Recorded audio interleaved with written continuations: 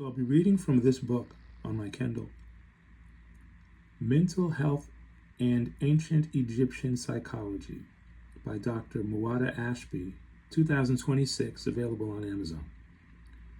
This is the best explanation I've read of worship of the higher self.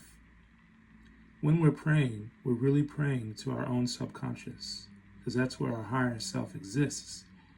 This is a very awkward teaching, especially for people who grew up in a Christian church, where you are taught to worship a God who is not only outside of you, but really wants nothing to do with you if you don't worship his son, because you are originally sinful to such a degree that he just won't deal with you. So, of course, that teaching builds low self-esteem. It builds lack of confidence. It builds self-loathing. So the Christian teaching, that very important foundational Christian teaching called original sin, is very destructive. And this counters that directly. This is like a sledgehammer to that disgusting teaching. Anyway, let's read. So let's look at the image first. So this image depicts Pharaoh's Ramses II kneeling to himself. So that's him. Oops. And that's him. Dr. Ashby will explain. So I'm going to start reading from here. The sacred practice of worshiping the higher self, understanding the Abu symbol panel. Don't let that name throw you off. This is simply the name of the panel in Egypt, Abu symbol. The image featured on the cover of this manuscript originates from a panel at the temple of Amun-Ra at Abu symbol, one of ancient Egypt's most profound expressions of non-dual mysticism.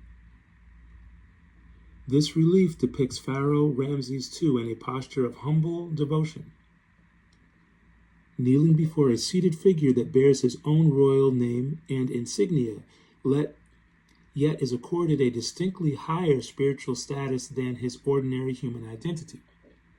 So he's bowing to himself, but not his normal self. His normal self is bowing to his higher self. And this is what we do. This is a picture of what we do, really, when we pray. And that you might not know that because it's not common knowledge, especially in Western society.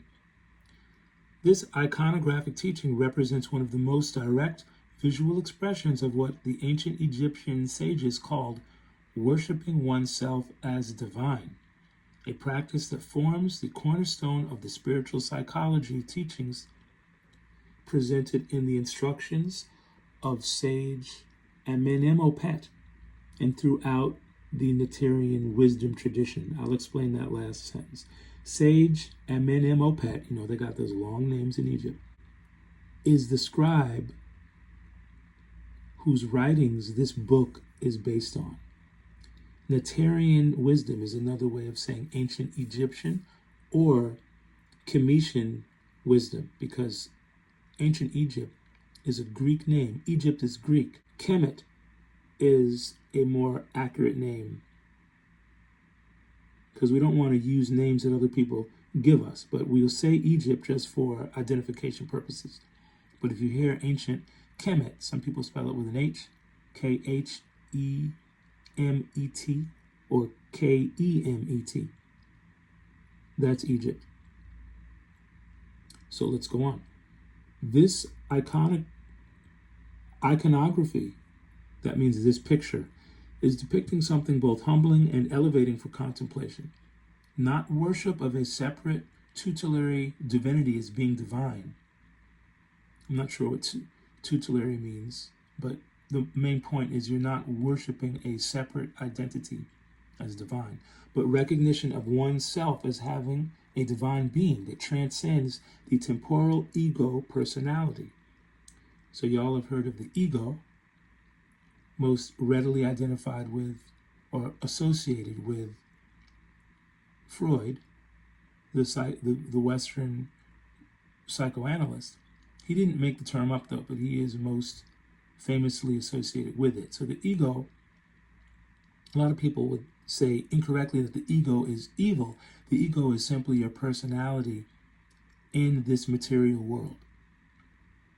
I don't know if you know the performer Sting. He was with an iconic 80s group called The Police, and they had a song called "We Are Spirits in the Material World." And that's exactly what the situation is. So your ego is like your ID card in the material world. It's not evil, but it is prone to mischief. It's prone to erroneous thinking, and it needs to be tamed. Basically, you can kind of see it like a Yosemite Sam character. I don't know if you know old school Warner Brothers cartoons, but look up Yosemite Sam. That's kind of the ego. Okay? So it's not entirely evil, but it definitely is going to get you into trouble if you don't tame it. So let's continue. The recognition of oneself as having a divine being that transcends the temporal ego personality. Indeed, most forms of worship create a relationship wherein the worshiper experiences themselves as separate, terrestrial, that means earthbound, and limited while regarding the divine as other, an entity apart, existing in a different state, a divine condition to which one aspires somehow. That perfectly defines Christianity. The Abu symbol panel represents a fundamentally different teaching. The personality itself innately possesses divine nature. And that means everyone, not just the pharaoh. That means anyone and everyone, regardless of nationality, gender, anything. Homelessness, financial status, social status. We all have the potential. We all have divinity within us and the potential to reclaim it. Because the basic story that all of the wisdom teachings confirm is that we've got spiritual amnesia. When we enter this reality, some people call it the 3D world, we have the price, our ticket for our ride in the 3D world is the loss of our spiritual identity. And the quest of higher consciousness, no matter whether it's through Buddha or through being a Tibetan monk or through Egyptian wisdom, as I'm utilizing here, the whole goal is to reclaim our divine identity while living on earth. So being aware that we are gods and goddesses in human form. You could see it as basically pulling ourselves up spiritually by our bootstraps. It's a great book by Booker T. Washington, and you can totally apply it spiritually. Anyway, let's go back. This is about 4 or 5 pages here in mental health and ancient Egyptian psychology that beautifully break down how it is that we worship ourselves. Self-worship. I'll read some of my highlights. The ordinary human self makes offerings and devotions to its own higher nature. The practice illustrated here is not ego inflation or narcissistic self-worship as might be misunderstood through modern psychological frameworks unfamiliar with non-dual teachings. In other words, it will be very easy for people to say, what? You're worshiping yourself. You're calling yourself the supreme creator. That is not true. It's understood that the supreme creator and its creations are identified differently. No one in their right mind would say, I am the supreme creator, but they can say, I am, with all capitals. Because we are drops of that divine ocean. Is not the drop of water that comes from the ocean on the beach, is it not of the same essence? So that's how we are. We are divine in our best selves. You could say when we all put our best foot forwards, we're gods and goddesses. So let's read that again. The practice illustrated here is not ego inflation or narcissistic self-worship as it might be misunderstood through modern psychological frameworks. Rather, it represents the recognition that consciousness itself is sacred. So there's Dr. Ashby is dropping some gems here, some jewels. Consciousness is sacred. That's the first time I've ever heard that, and I agree, because that's what ties us to the Supreme Being. That is our ocean. We are drops on the dry sand of the material 3D world. We yearn to be reunited with the ocean. That doesn't mean we yearn to not be here, but it means while we're here, we yearn to reconnect, because so many of the erroneous things that we are experiencing and seeing are because of identification with the ego, which leads to hyper selfishness, which leads to, you could say, psychos. Yeah, psychopathy, okay? Hyper selfishness will just lead to psychopathy, and we see a lot of psychopathy. All of our leaders are psychopaths.